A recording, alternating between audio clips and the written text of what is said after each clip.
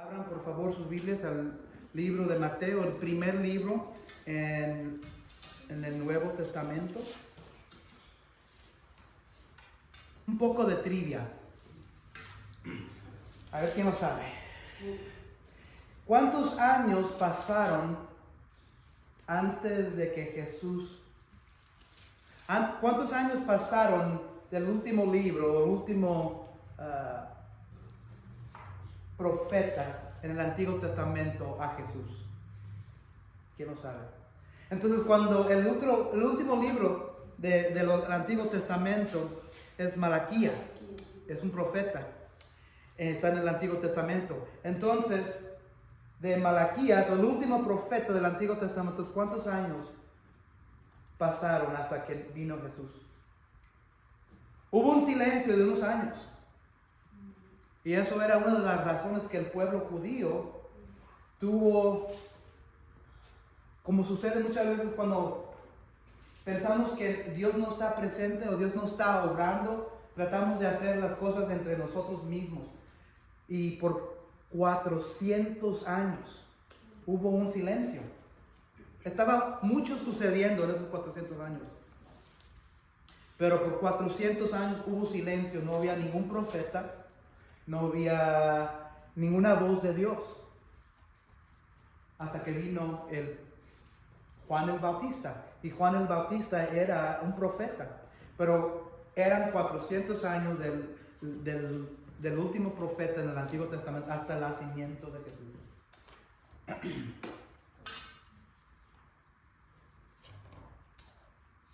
Y también les voy a decir otra cosa. Esto no es para sermón o nada. Eso lo más lo hablo entre círculos de otras personas que quieran debatir también, pero nosotros como cristianos, o en muchos sentidos casi el mundo que se considera cristiano, celebra la Navidad diciembre 25, ¿verdad? ¿Ustedes piensan que Jesús nació diciembre 25? No. Yo pienso que no. Okay. Pues Nomás lo voy a dejar ahí ahorita y nos vamos a ir. Pero Jesús no nació diciembre 25. Yo sí pensaba que era el 25 cuando Jesús nació. Eso me inculcaron desde chiquita. Jesús no nació diciembre 25. Esa fecha fue dada por una fe. Se regresó de... Nadie sabe, no sabemos exactamente cuándo nació Jesús. No dice la Biblia. La Biblia no dice, pero nos da más o menos una idea.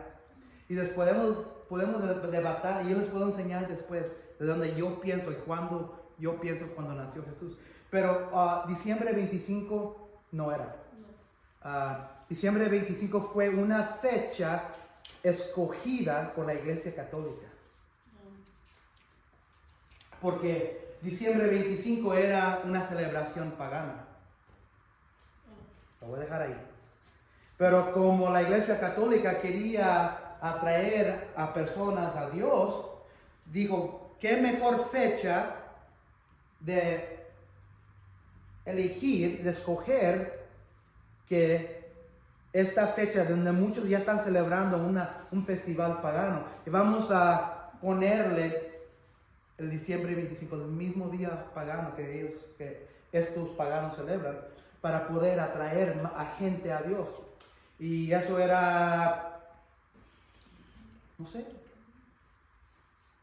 1300, 1200, algo por ahí. la Biblia no especifica. Exactamente. Entonces, diciembre 25 nosotros lo celebramos. Vamos a honrar a Cristo, no importa la fecha. Pero nomás les quiero decir, para que esculquen la palabra de Dios. La palabra nunca dice diciembre 25. Mi opinión bíblica, que Cristo nació en octubre. Hay un festival que los judíos festejaban, llamado la celebración de tiendas. Era una semana donde venían los judíos a celebrar. ¿Se acuerdan cuando Moisés y el pueblo judío salieron de Egipto? y vivieron en Egipto, y vivieron en el desierto por 40 años. Por 40 años ellos vivían en tiendas. Cuando digo tiendas, esas como se dicen, que son portables, se quitan, se levantan. Ellos vivían en tiendas por 40 años. Y cuando llegaron a la tierra de Canaán, a la tierra prometida, Dios les dio el mandato que celebraran una semana durante el año y el mes de octubre. Para nosotros sería octubre. Una semana para celebrar, para recordar lo que Dios hizo en el desierto, cuando Dios proveó todo por ellos. Y esta semana se encontró en octubre y le dijo a los israelitas, a los hebreos, por una semana celebren la celebración de tiendas para recordar lo que Dios hizo por ustedes. No sé por qué se sigue yendo, por lo que Dios hizo por ustedes en el desierto. Y si se acuerdan en las historias navideñas, cuando María y José vinieron a Belén, ¿pudieron encontrar lugar para el bebé? No. ¿Pudieron encontrar un hotel, un motel o algo? No. No, ¿verdad? No. Pero no había ninguno. ¿Dónde fue encontrado? ¿Dónde nació Jesús? Un pesebre. En un pesebre. ¿Por qué nació Jesús en un pesebre? Porque en el pueblo de Belén estaban festejando. Y si vieran venir, y luego otra cosa, los pastores que se les anunció los ángeles, ¿se acuerdan? Esos, si se celebra la Navidad en diciembre 25, para ellos en esos tiempos estaría muy frío para tener las ovejas afuera.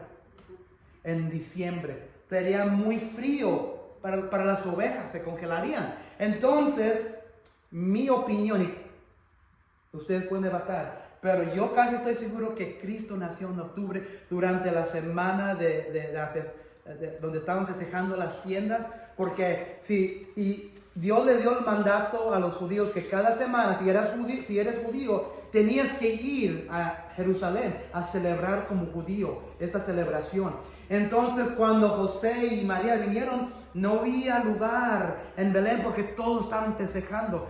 Por eso no encontraron algo. Y luego también los pastores que se les enseñó los ángeles fueron a visitar a José y María. Fuera sido en octubre, donde está un poco no tan frío. Entonces, si comienzas a conectar todos los puntos, Jesús no nació en diciembre. Yo seguro que nació en octubre. Pero lo celebramos y lo festejamos como el Hijo nacido de Dios aquí en el pueblo ser humano. Y nada más para algo para que piensen. Amén. Eso es lo que yo pienso en mi corazón. Jesús nació en octubre, en el tiempo que se le fue dado de Dios al pueblo hebreo. Nosotros celebramos como muchos cristianos diciembre 25. Está bien. Yo no estoy aquí para debatir, para traer un desacuerdo, porque todos festejan diferente. Es la razón de Cristo venir. Pero esculquen sus Biblias. Esculquen. Pero lo que sí sé es que este tiempo es el tiempo donde muchos vienen a Dios.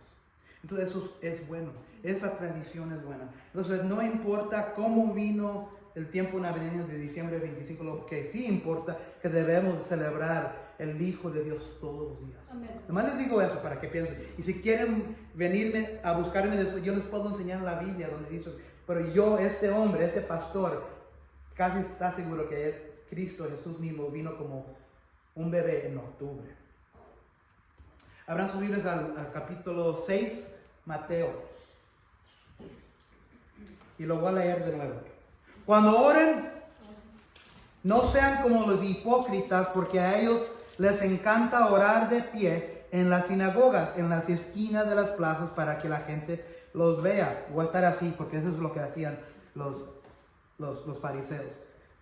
Les aseguro que ya han obtenido toda su recompensa. Pero tú, cuando te pongas a orar, entra a tu cuarto, cierra la puerta y ora a tu Padre que está en lo secreto. Así tu Padre, que ve lo que se hace en secreto, te recompensará. Y al orar, no hablen solo para hablar como hacen los paganos o gentiles, quizás tienen en su traducción, porque ellos de la imagen que serán escuchados por sus muchas palabras.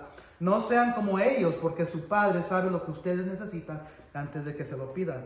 Y no es hasta versículo 9 que Jesús dice, así es como se debe de orar. Ustedes deben orar así. Padre nuestro que estás en el cielo, santificado sea tu nombre. Venga tu reino, hágase tu voluntad en la tierra como en el cielo. Danos hoy nuestro pan cotidiano. Perdónanos nuestras ofensas o deudas, como también nosotros hemos perdonado a nuestros deudores o ofensores. Y no nos dejes caer en tentación, sino líbranos del maligno. Y si tienen una tradición, quizás sigue adelante que la gloria de Dios y todo eso sigue después. Unas traducciones tienen eso. Y dice amén. Porque si perdonan a otros sus ofensas, también los perdonará a ustedes su Padre Celestial. Pero si no perdonan a otros sus ofensas o deudores, tampoco su Padre perdonará a ustedes las suyas. Pájaros. El otro día estábamos en la casa de unos amigos de la iglesia y estábamos comiendo. Hicieron un menudo tremendo, les voy a decir también. Pero estamos hablando de pájaros. ¿Se acuerdan de la conversación? Sí. Pájaros. Ay, joder, ¿qué tiene que ver pájaros con la palabra de Dios? Bastante. Pájaros son diseñados por Dios para congregarse, ¿verdad? Son diseñados de Dios para volar juntos, para sobrevivir juntos. Están programados para seguir sus instintos de la vida, ¿verdad? Programados por Dios para vivir sus vidas. Esos instintos entre ellos los impulsan a vivir sus vidas para obtener sustento para existir. Y también parece que hablamos que por qué se hacen como una formación, como triángulo, ¿verdad? ¿Han visto? Que los pájaros que vuelan, está programado en ellos, ¿verdad? Eso lo podemos mirar cada invierno, en el otoño, cuando andan volando.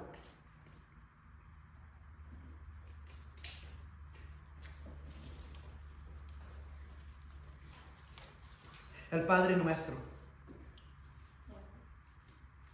como se le ha llamado el pasaje en Mateo 6, es el modelo que Jesús mismo dejó en cómo deberíamos orar. Un modelo, un ejemplo.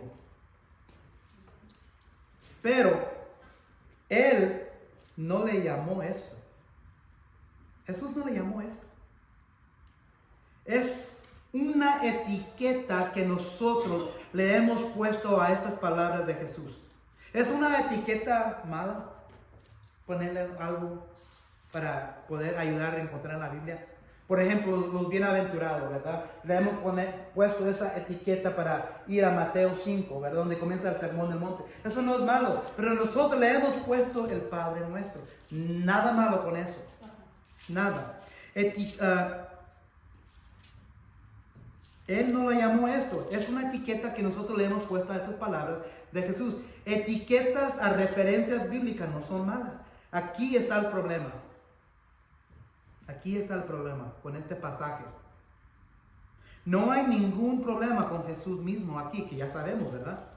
Sino el problema es esto, que estamos acostumbrados en leer la Biblia o escuchar la Biblia, si no estamos acostumbrados en leer la Biblia, si no estamos acostumbrados a leer la Biblia, no sabemos que muchos de los problemas en cómo entender la palabra es que alguien o un sistema nos ha dado su manera de cómo entender la palabra. Nomás escuchándola por medio de las palabras de una persona o un sistema no es la palabra de Dios. No, eso es la palabra de un hombre, o una mujer, una iglesia pecador, de un sistema religioso, ya sea la fe o dominación que sea. Entonces, si yo les hablo de usted de la palabra y les digo que no abran la Biblia, Dios me ha elegido a mí como siervo para decirle la verdad de Él. no tienen que abrir ese libro porque yo fui escogido, yo soy un hombre religioso que tengo la experiencia, tengo el conocimiento, la sabiduría, y ustedes me tienen que tener confianza en recibir lo que yo les estoy diciendo y aceptar de que lo que yo les estoy diciendo es la verdad.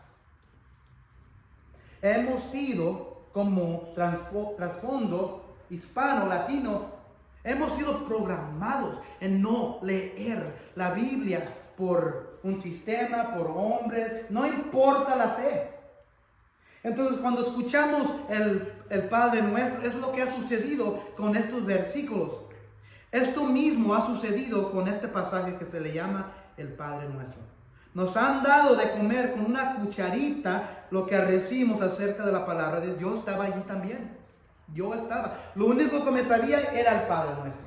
No me importaba lo que venía anterior, no me importaba lo que venía después, no me importaba el contexto, era algo que yo repetía, era algo que yo hacía, era algo que yo agarraba un pedazo de fierro, de oro, y lo usaba para esto con la oración, porque mi abuelita lo hacía, mi abuelito lo hacía, mi mamá lo hacía.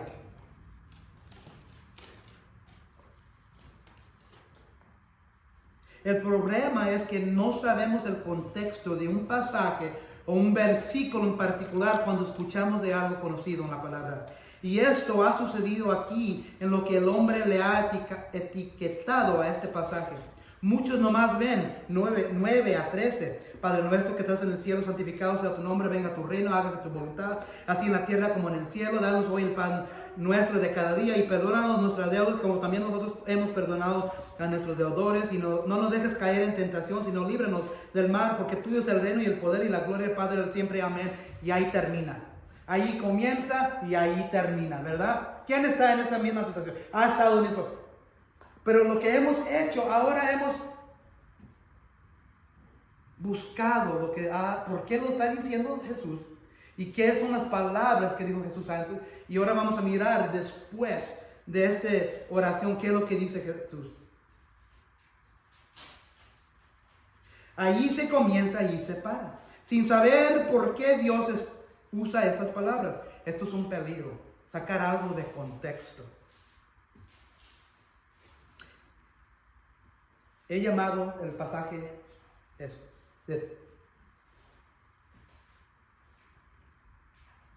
La oración debe llevarnos de regreso al Dios del perdón. La oración debe llevarnos de regreso al Dios del perdón para vivirlo y modelarlo. La oración debe llevarnos de regreso al Dios del perdón para vivirlo y modelarlo. Entonces comenzamos de versículo 5 a 8, y el primer sermón, miramos que tu postura de corazón y tu frecuencia en acercarte a Dios son tan importantes que la oración. Si te acercas a Dios como tal fulano, si haces a Dios, si Dios es nuestro amigo también, por medio de Jesús. Pero muchas veces, si tú vas a un juez en la corte y te sientas, quítame esa deuda. Es lo que hacemos con Dios. Nos acercamos a Dios como que si fuera cualquier otro hombre, como cualquier tal fulano. Le pedimos: Dios, dame esto, dame salud, dame carro, dame dinero, dame para mis niños. Y allí termina. Y así, y luego no vamos a Dios, nomás cuando vamos a Él. Cuando lo necesitamos, lo hacemos un mago para sacar un conejo de un sombrero. Entonces tu postura debería ser como el sujeto del rey. Un sujeto del rey que va al trono del rey con respeto a la posición majestuosa del rey. Y con frecuencia. Si no vas a Dios con frecuencia, a Él en oración, va a sufrir tu relación con Dios. Si yo no me comunico con mi señora frecuentemente, va a haber conflicto, va a haber fricción, nos vamos a alejar de uno de los otros. Pero es lo que sucede. Mateo 6, 5, 8, miramos eso. Mateo 6, 9 a 10, es que hay que modelar la oración de Cristo al Padre y su plan eterno. Vamos a regresar a este punto después, aquí en un momento. Pero esto es un modelo, es un ejemplo. Dios no dice, digan estas palabras. Pero lo que ha sucedido en nuestra cultura latina, lo hemos convertido, este es nuestro Padre, no en modelo, pero como la única manera de orar. Padre Celestial, y luego con cosas en la mano, recitando, y otra vez lo digo, no se dice rezar, es orar. La palabra rezar no se encuentra en la Biblia. Rezar es un término, una palabra griega que significa recitar. Y cuando estás recitando algo, ¿qué estás haciendo? Lo estás diciendo otra vez y otra vez y otra vez. Entonces es un ejemplo para modelar cuando estamos orando. Y en este ejemplo contiene lo que Dios quiere que ore. ¿Podemos orar al Padre Nuestro? Sí, no hay ningún problema. Pero cuando el enfoque se hace repetir con el credo apostólico, con el rosario, con persinarse y decirlo 10, 15 veces, porque es lo que enseña ciertas fe, ¿verdad? Eso no es oración, eso es repetir. Y como dijo en versículos 7, los paganos, eso es lo que hacen los paganos. 11 a 12, miramos que oren para ser alimentados y restaurados a Él diariamente. Cuando entró la corrupción debido a la desobediencia de Adán y Eva, nuestra naturaleza fue contaminada con el virus del pecado. Entonces, ¿quién se levantó esta mañana un poco adolorido? Digan la verdad. Todos, ¿verdad? Todos. Este jueves fui al hospital. Ahí donde tengo el doctor, en la ciudad. Como un poco más de un mes he tenido dolores de cabeza. No sé cómo se dice en español, pero en inglés se dicen migraines. Migrañas. Y no puedo entender de dónde vinieron. Yo estoy tomando ahorita pastillas. Trato de no tomar, ahorita estoy aguantando. No tomé nada. Pero tengo como algo que me está pulsando en la cabeza. Y me duele aquí, el hombro. Todo me duele, todo, ¿verdad? Todos estamos en la misma situación. ¿Por qué? Porque cuando Adán y Eva cayeron, desobedecieron, entró la muerte. Ellos pensaban, no, como le dijo el diablo, ciertamente te dijo Dios que el día que comas vas a morir. Ellos decían, ¿sabes qué? A lo mejor tienes razón, diablo. Pero no era en el sentido que Dios les había dicho. Cuando el día que nació Jesús, desde ese día comenzó a morirse un día a la vez. Cada mañana que nos levantamos nos estamos muriendo un día a la vez, ¿verdad? Porque nuestros cuerpos se están corrompiéndose, se está destruyéndose. Entonces vamos a la oración para que Dios nos dé lo que la maldición del pecado que ocurrió en el jardín nos quita todos los días. Entonces cuando dice, danos hoy el pan cotidiano, danos lo que necesitamos hoy, Señor, porque el mundo, el Satanás, el diablo, sus demonios, las tentaciones me quitan de mi relación de ti. Entonces hay que ir a Dios en oración para que Él restaure lo que la maldición nos quita. La semana pasada, versículo 13, miramos, oren contra tentación, oren el reino de Dios en sus vidas cotidianas. Jesús mismo fue tentado en el desierto. Antes de comenzar su ministerio de 3 años, Él fue guiado por el Espíritu Santo. Si van a Mateo o a Juan, a Mateo 4, mirarán que Dios mismo, el Espíritu Santo, lo guió a la tentación del diablo. Entonces hay que orar en nuestras oraciones de no ser tentados. Y ahora lo que vamos a mirar es que la oración debe llevarnos de regreso al Dios del perdón para vivirlo y modelarlo. Es interesante que acabamos de terminar una serie este pasado miércoles por casi 2 meses y medio. Y el tema era perdonar. era perdonar. Y aquí estamos, la semana antes de Navidad, hablando de perdonar. Vamos a mirar que en versículo 14, Jesús tejió, no sé cómo lo quieran decir, Jesús tejió, integró, programó, así como los pájaros, ¿verdad? Programó el perdón en la oración para recordarnos su perdón. Por eso vamos al perdón. Entonces, miren, Mateo 6:14 dice, porque si perdonan a otros sus ofensas, también los perdonará a ustedes su Padre Celestial. En mi versión aquí dice, porque si perdona a otros sus ofensas, también les perdonará a ustedes su Padre Celestial. Lo mismo. Tengo subrayada una palabra aquí en rojo. ¿Y qué es la palabra? ¿Por qué? ¿Por qué? Vamos a regresar a la idioma básica. Porque de eso se trata de leer. Mucha gente no entiende la Biblia porque piensan que es un libro que nomás los eruditos, los maestros religiosos pueden entender. Eso no es cierto. Hay que entender cómo leer. ¿Quién aquí sabe leer? ¿Qué significa la palabra por qué? ¿Está qué? Está haciendo una pregunta, ¿sí? O en este caso está respondiendo ya sea una pregunta o algo que acaba de hablar.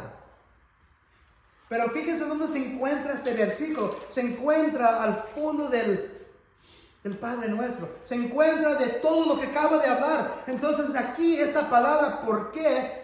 Jesús lo está agregando aquí para conectarlo a todo lo que acaba de decir.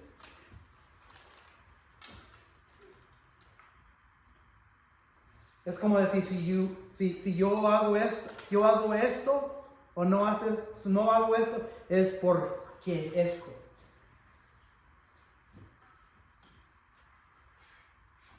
Acuérdense que Jesús no está orando en este pasaje. Jesús no está orando. Jesús no está orando en este pasaje. Jesús no está orando. Jesús está dando un ejemplo de cómo deberíamos orar. Entonces sus palabras para la oración en sí mismo termina en versículo 13. Si vamos y regresamos en versículo 13, miramos que, pero si perdonas a otros, y no nos dejes caer en tentación, sino líbranos del maligno. Ahí termina el ejemplo de la oración. Pero Jesús continúa hablando de la oración.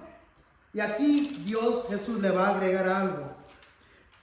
Jesús no para allí. Él concluye el ejemplo en cómo deberíamos orar en 14 a 15. Jesús está respondiendo a uno de sus discípulos a una pregunta que se le hace. Miren en Lucas 11:1. No lo tengo en la pantalla. Lucas 11:1. Si quieren ir. Lucas 11:1. Un día Jesús estaba orando en cierto lugar. Cuando terminó, ya había terminado de orar. Le dijo uno de sus discípulos: Señor, enséñanos a orar, así como Juan enseñó a sus discípulos. Entonces uno de sus discípulos le pregunta cómo deberíamos orar. Entonces cuando Jesús termina hablando en versículo 13 sobre la tentación y de ser librado del maligno, ya ha terminado qué se debe de ejemplar en la oración. Pero es que Jesús está explicando por qué deberíamos orar así. Jesús da contexto alrededor de Mateo 6. Si se acuerdan, comenzó los versículos de cómo deberíamos orar y las palabras que Jesús usa, se encuentra en 9 a 13. Pero si se acuerdan, comenzamos en versículo 5, hablando de cómo no ser hipócritas y cómo no, para no ser escuchados por el hombre, porque eso sería la recompensa. Ir a un cuarto en secreto y hablarle al Padre porque Él ve lo secreto y Él nos recompensará. Y no hablar como los gentiles, porque ellos imaginan ser escuchados, y no ser como ellos cuando le pidamos a... Hay contexto, y luego hay contexto después de las palabras de Jesús, de perdonar.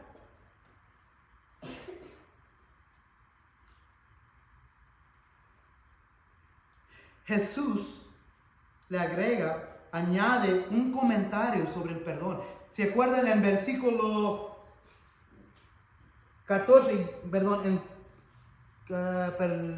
versículo 12?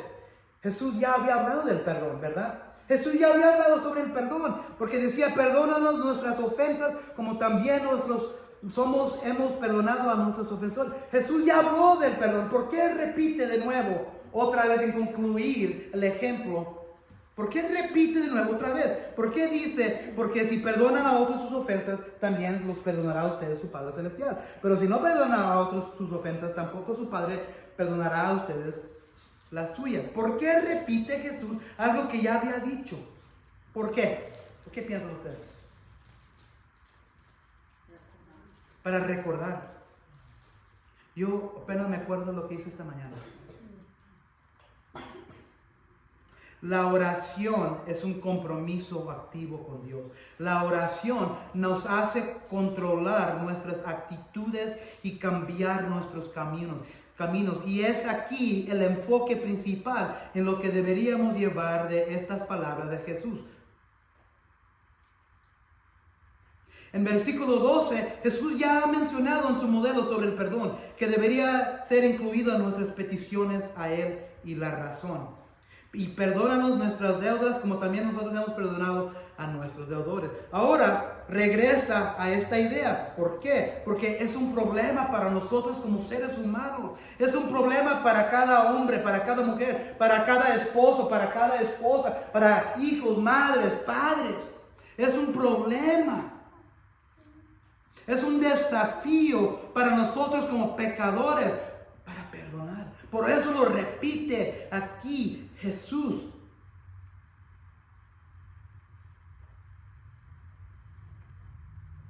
Jesús programó el perdón en la oración para recordarnos su perdón.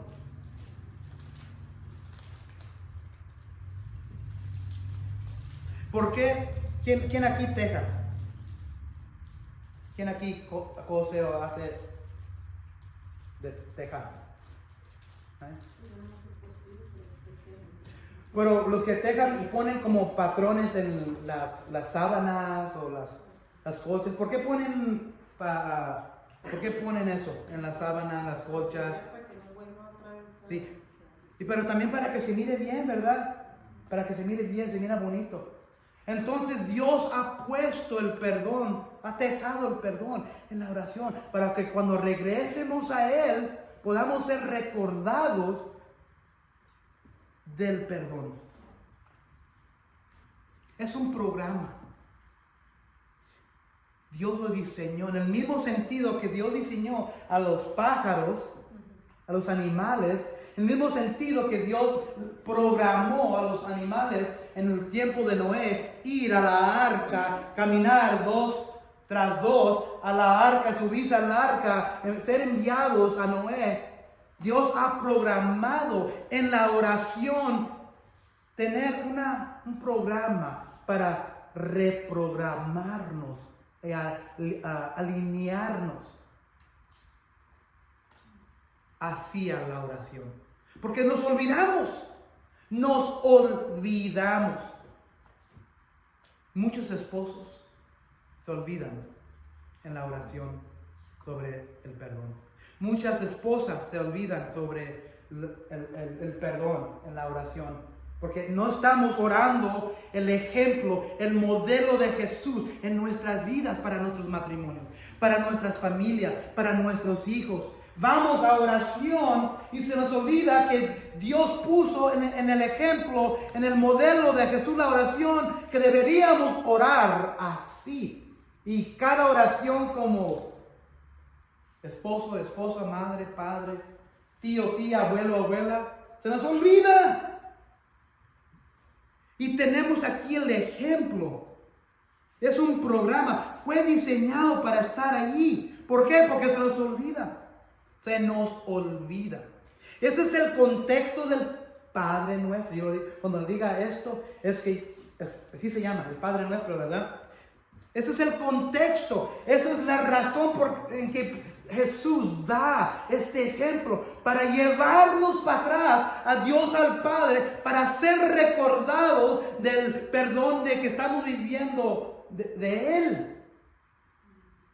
Porque en 12 dijo, perdónanos nuestras ofensas. En versículo 14, también será perdonado a ustedes el Padre Celestial a ustedes. Para recordar, la oración debería recordarnos, la oración debería programarnos de nuevo, orientarnos hacia Dios de nuevo. ¿Por qué? Hay una razón que Dios quiere que nosotros recuerdemos el perdón.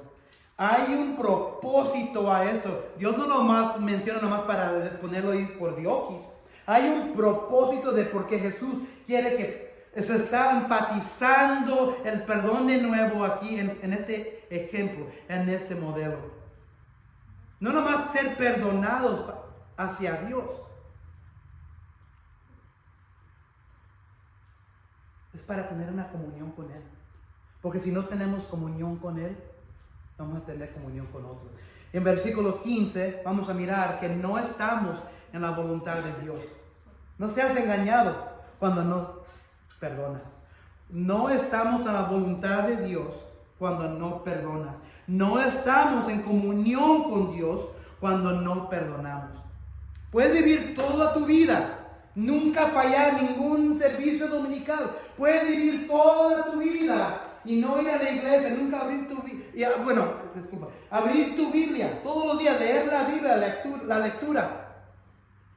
Puedes ir a 2, 3 estudios bíblicos cada semana, toda tu vida. Pero si no perdonas, no estás en la voluntad de Dios.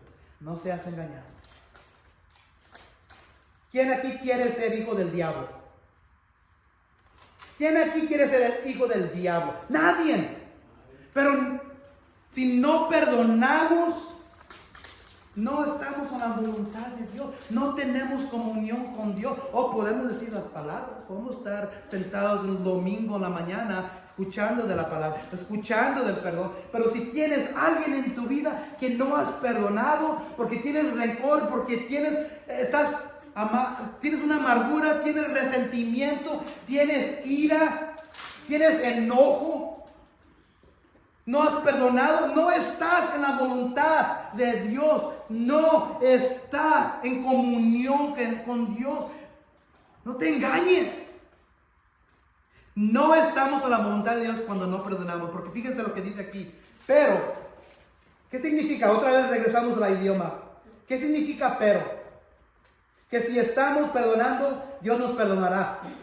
Pero, ¿qué significa la palabra pero?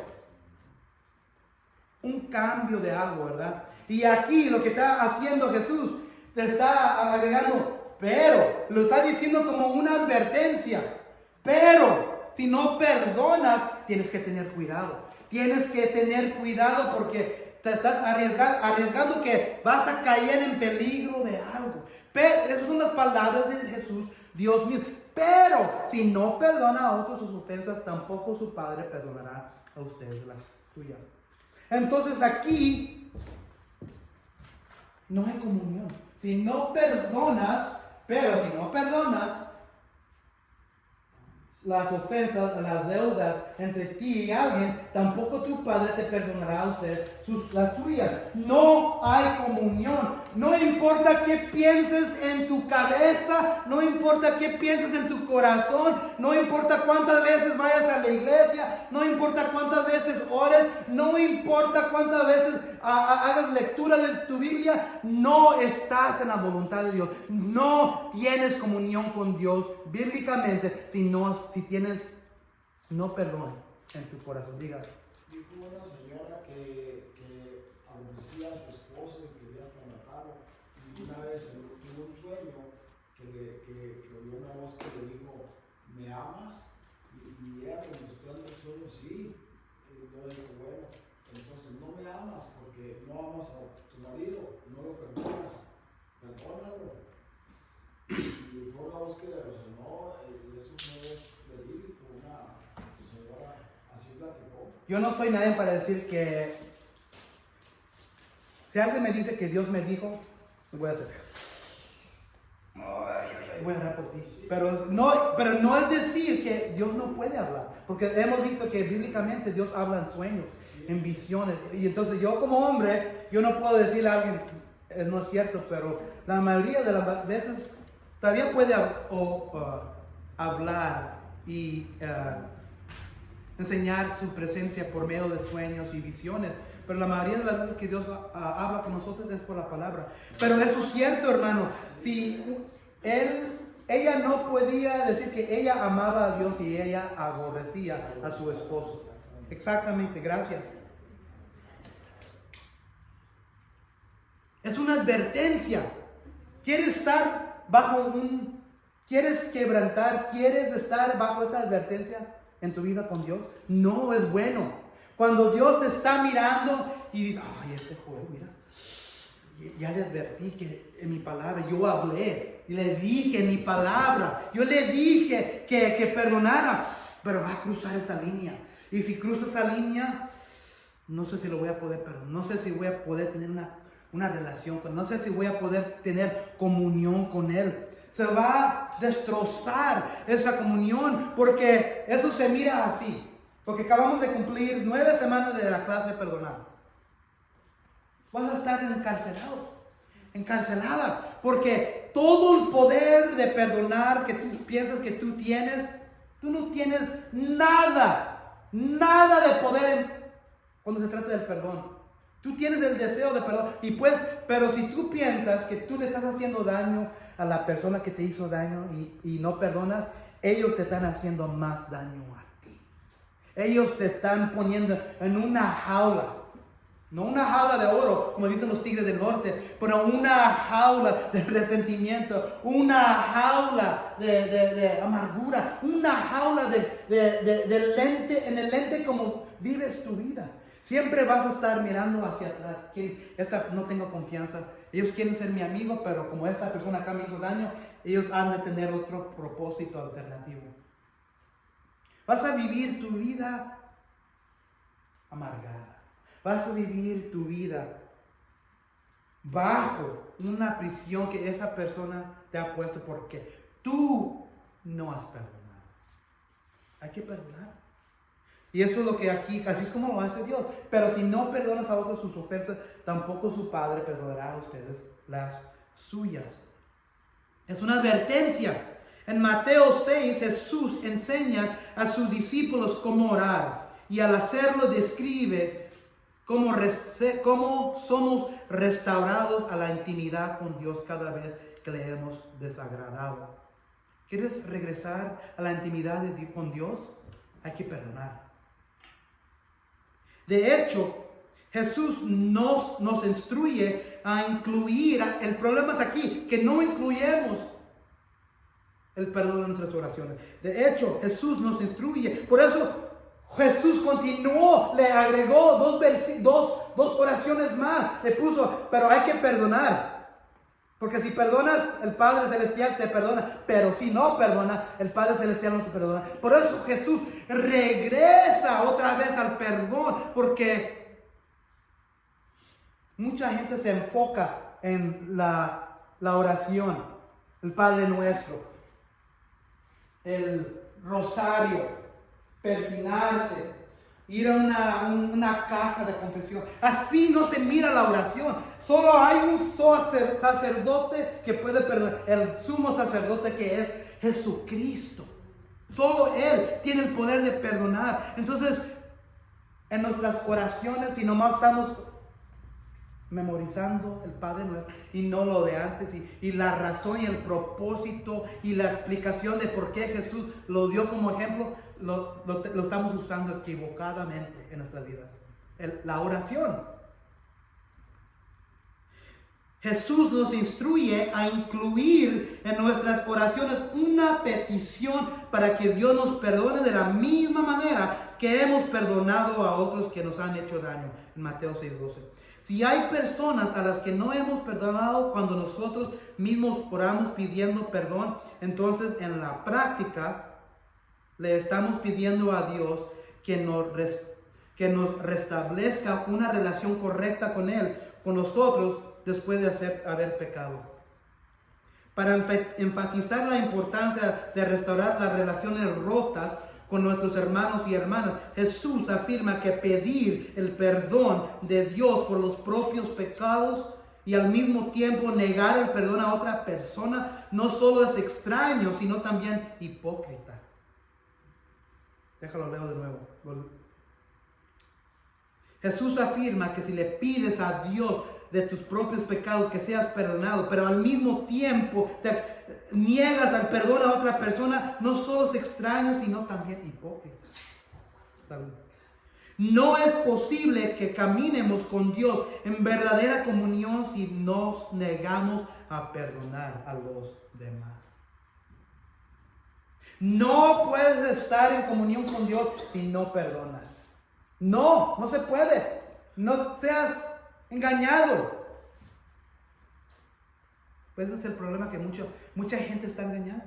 Porque no saben el Padre Nuestro, saben o pueden orar, pueden decir palabras tremendas, tienen un vocabulario tremendo de filósofo, de maestro religioso de la iglesia, pero no tienen el perdón en su vida. Sus vidas no sirven para nada con Dios. No tienen comunión con Dios. Tienen sus vidas rotas con Dios y no lo saben. Ellos mismos se están engañando. Nosotros, tú y yo, nos estamos engañando si no perdonamos y vamos a Dios para perdón. ¿Qué tontería es eso? ¡Qué tontería! No me debería gustar usar esta palabra, pero es una babosada. Es una tontería. Pedirle a Dios que te perdone, pero tú no has perdonado acá a alguien.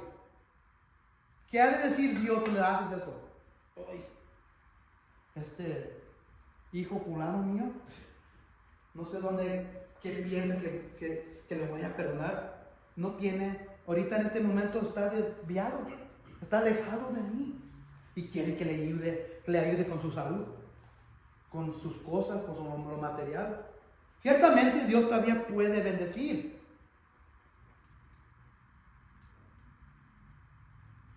Pero hay mucha gente que tiene todo en el mundo y no tienen relación con Dios.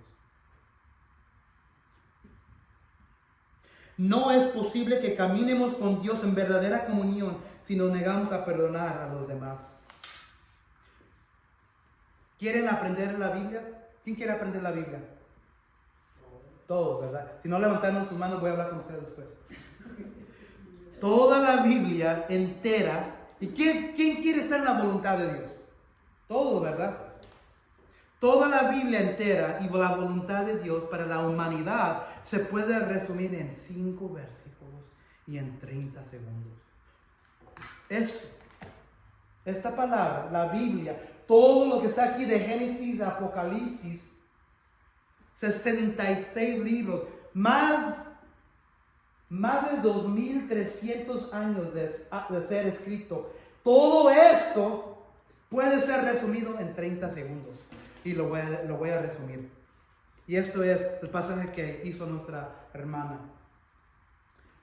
Sus discípulos se le acercan a Dios, se le acercan a Jesús y quieren saber algo. Maestro, ¿cuál es el mandamiento más importante de la ley? La ley, ¿qué es la ley? La Biblia. Para los judíos en el tiempo de Jesús, la Biblia era el Antiguo Testamento, era la ley de Moisés, los 10 mandamientos y todos los mandamientos que Dios les dio en el monte de Sinaí, cuando estaban en el desierto. Eso es la ley, eso era la Biblia para ellos. Ellos no tenían el Nuevo Testamento. Entonces aquí ellos les preguntan a él, ¿qué es el mandamiento más importante de tu palabra, de la Biblia? Ama al Señor tu Dios con todo tu corazón, con toda tu alma y con toda tu mente, respondió Jesús. Si alguien quiere contar los segundos que se toma para decir esto, todo eso puedes resumir toda la Biblia. Maestro, ¿cuál es el mandamiento más importante de la ley? Ama al Señor tu Dios con todo tu corazón, con toda tu alma y con toda tu mente, respondió Jesús. Este es el primero y el más importante de los mandamientos. El segundo se parece a este: ama a tu prójimo como a ti mismo. De estos 2 mandamientos dependen toda la ley y los profetas. 27 segundos.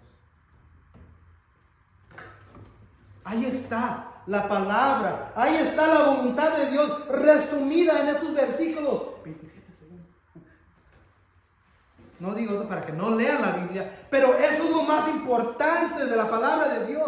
¿Por qué digo eso? Porque aquí estas son las palabras de Jesús.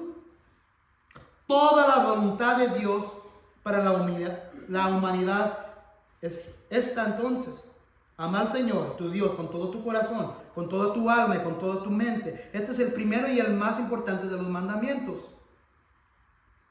Recibir el perdón de Dios, eso es estar en comunión con Él.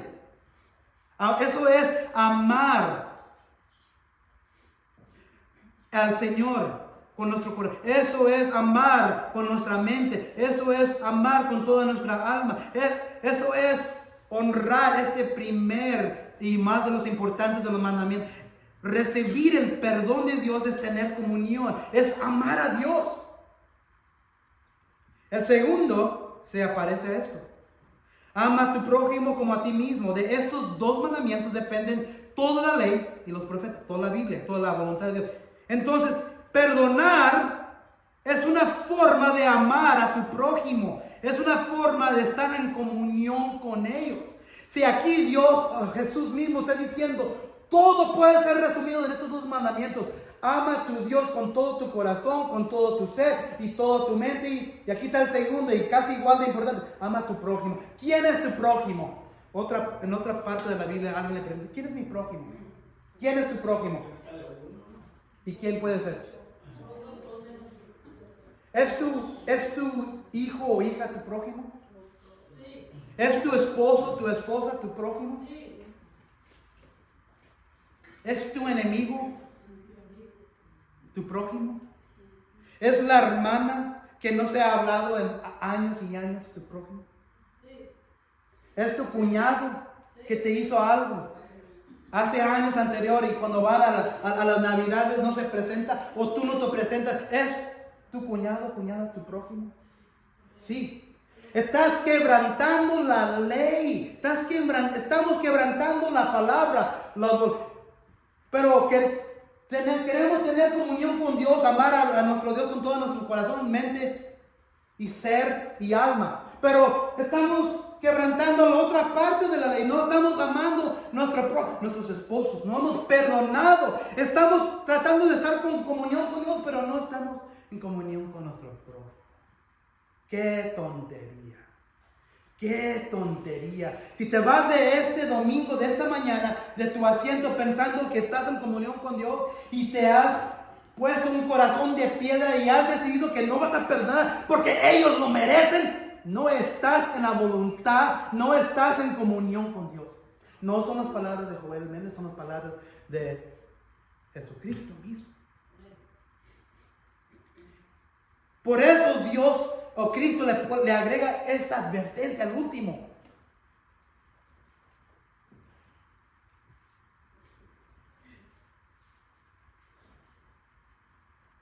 Nuestras vidas deben reflejar como espejo el perdón de Dios. Por eso vamos hacia la oración, para ser perdonados, para hablar, para decirle Dios perdóname, y cuando hablamos del perdón en nuestras oraciones nos recuerda, nos alinea, nos orienta para atrás al perdón a la persona que nos ha hecho algo. O quizás tú estás en la posición que tú hiciste algo, o tú dañaste a alguien.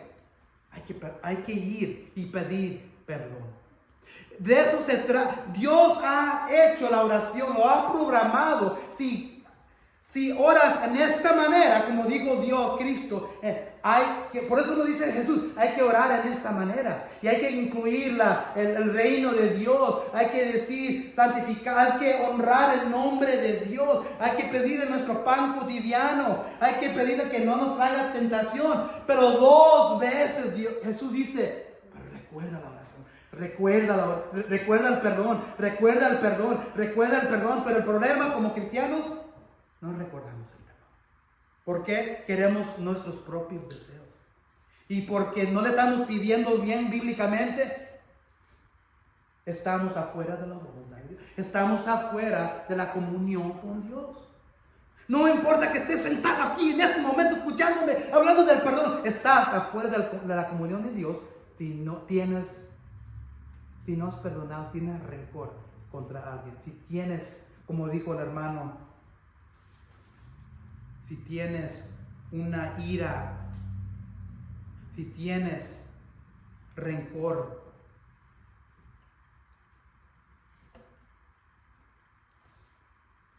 si tienes odio en tu corazón por alguien, nuestras vidas deben reflejar como espejo el perdón de Dios. ¿Y para qué sirve el espejo? ¿Para qué sirve el espejo? Yo como hombre, yo también uso el espejo. ¿Para qué? Para mirarse.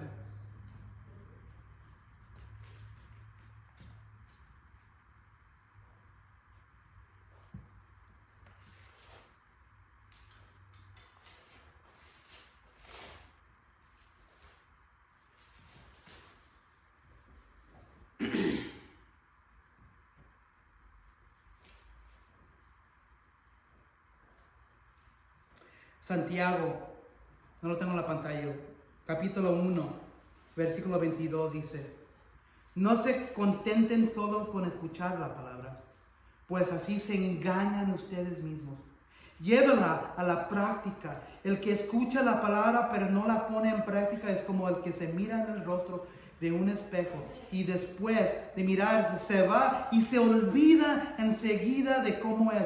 Pero quien se fija atentamente a la ley perfecta que da libertad y persevera en ella, no olvidando lo que ha oído, sino haciéndolo, recibirá bendición al practicarla.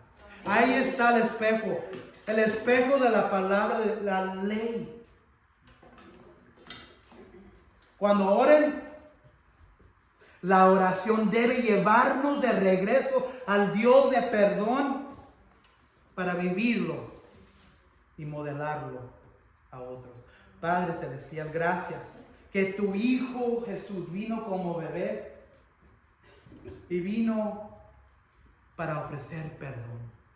Vino para morir, para sufrir, para ser levantado de la muerte, para que cualquier que ponga su fe en Él tenga vida eterna para recibir el perdón. De eso se trata nuestra existencia. De eso se trata la Navidad, que vino un bebé nacido en Belén, que un día sus manitas, sus patitas iban a ser quebrantados por clavos, por la cruz de madera. Una noche nacido, otra noche crucificado. Padre, de eso se trata nuestras vidas, nuestra existencia. De eso se trata nuestras vidas cristianas. De eso se trata nuestros matrimonios, nuestras amistades. De eso se trata todo en nuestras vidas, Señor. ¿Cómo podemos querer estar en comunión contigo, desear lo bueno que tú tienes de bendición con nosotros, si vamos al espejo de tu escritura, de tu palabra, y tu palabra dice que deberíamos perdonar y no perdonamos? Qué tontos somos muchas veces, Señor. Por eso regresamos a la oración, recordarnos del perdón para poder estar en comunión contigo. Y como dijimos en la clase, el perdón no se trata de ti, no se trata de la persona, no se trata de la otra persona que hizo la ofensa, se trata de tener una comunión contigo, Señor. Bueno, yo no voy a perdonar porque no tiene, la palabra es clara, hay que perdonar porque si no corremos el riesgo, como dice la advertencia, pero si no perdonamos, vamos a ser desalineados de una relación contigo. Y no queremos eso, Señor. Entonces, si hay alguien aquí que nunca ha perdonado, te pido en este momento, Señor, que tu Espíritu Santo le abra sus ojos por medio de tu palabra que acabamos de terminar. 9, 10 semanas de un estudio de perdonar. Tu palabra es clara. El espejo de tu verdad es clara. Hay que perdonar para ser restaurados en comunión contigo, Señor. Para no ser engañados, para no vivir una vida, para que un día cuando muéramos podamos escuchar las palabras: bien hecho, fiel siervo mío. En el nombre de Cristo pedimos esto. Amén y amén.